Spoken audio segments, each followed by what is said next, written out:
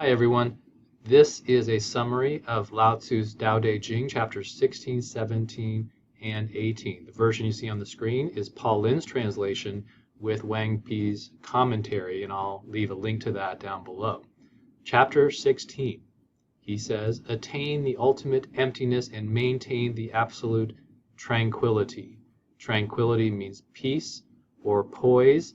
And emptiness, well, emptiness is a virtue. We've already discovered this in earlier chapters of the Tao Te Ching. Emptiness, to be empty means to not be full of yourself, not to think you know everything. Lao Tzu thinks that your power, or the power of anything in nature, lies in its emptiness. He says, all things rise together, and I observe their return. The multitude of all things return each to their origin. To return to the origin means repose. Repose means rest, and the image I have in my mind is life and death. When life begins, you're born, and when life ends, you die. It's the cycle of life, and in that is harmony or peace. He writes, it means return to their destiny. To return to their destiny means eternity. The word eternity here, at least this commentator translates eternity as constancy of life.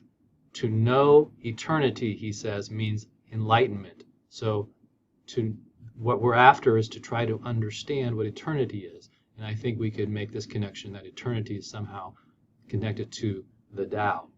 Not knowing eternity, he says, is to do evil things blindly. You will destroy yourself and you will destroy others if you do not understand the Tao, or the way of nature. He says, to know eternity means having capacity. The word capacity here is translated in other translations as open-mindedness or accommodation. So capacity leads to justice. Justice leads to kingship. Kingship could also be translated as leadership. Kingship leads to heaven, and heaven leads to Tao. Tao is everlasting. So Tao is the ultimate, and he says, thus the entire life will be without danger. So understand the Tao, and you will lead well, you will live a successful life. Okay, chapter 17. He says, of the best, and he's talking about the best leader, the people barely know of his existence. Of the next best leader, the people love and praise him. Let's look carefully at these two lines.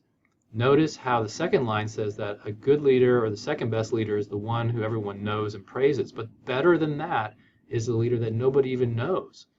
They're behind the scenes leading. You would think, at least in our society, that it would be better to be a famous leader that everyone loves and admires. But in Lao Tzu's mind, the better leader is the one who nobody even knows. It's not that they're lying down on the job. It's not that they're neglecting their duties. They are working. But remember, this is the way of Wu Wei, non-action. They're working according to the Tao.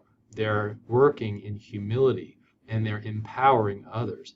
That's the better leader than the one who focuses all the attention on themselves and gets all the praise. The third best leader, not very good at all, is the one who everyone is afraid of. So this is line 3. This is the one who leads with a heavy hand, who rules with a heavy hand and punishes people. Everyone's afraid of this person. Not a good leader. And even worse than that is the one who people despise. I think people look down on this leader. They hate him. They think he's terrible, maybe a fool. They want him removed from office.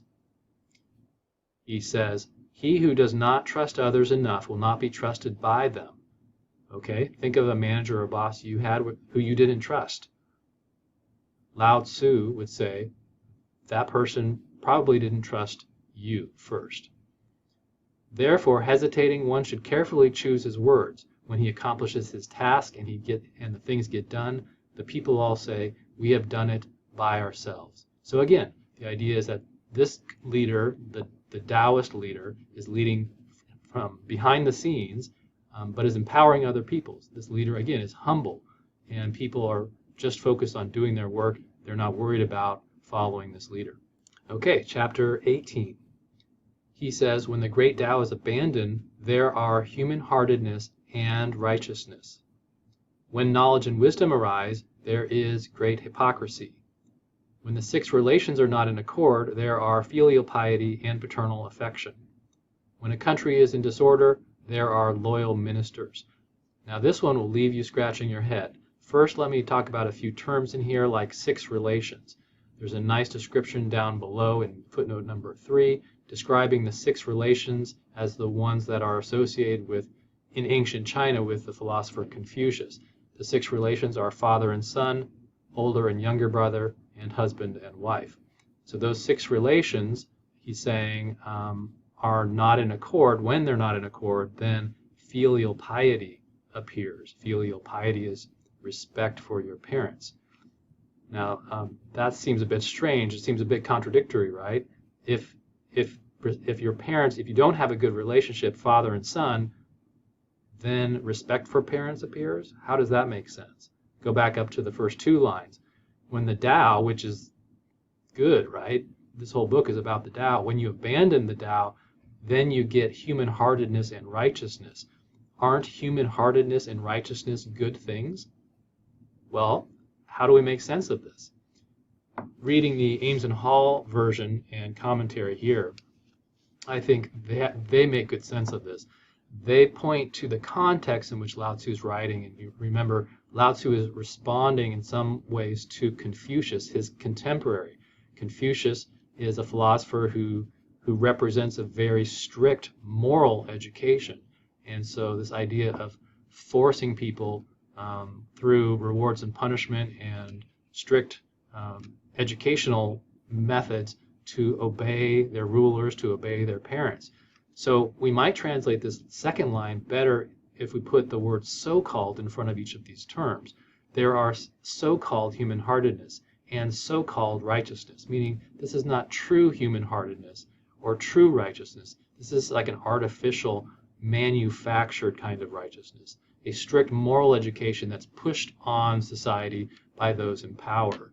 So that makes better sense of it, because if the Tao was never abandoned, if people were following the true moral order, they wouldn't need these manufactured types of morality pushed on them. Same with the third and fourth line. When knowledge and wisdom arise, there is great hypocrisy. Knowledge and wisdom here would be better understood as so-called knowledge and wisdom, so-called wisdom. He's critiquing, perhaps, he's critiquing the Confucius philosophy of this understanding of wisdom. And so you get hypocrisy out of that, because from Lao Tzu's perspective, Confucius isn't following nature. He's not following Tao, at least properly.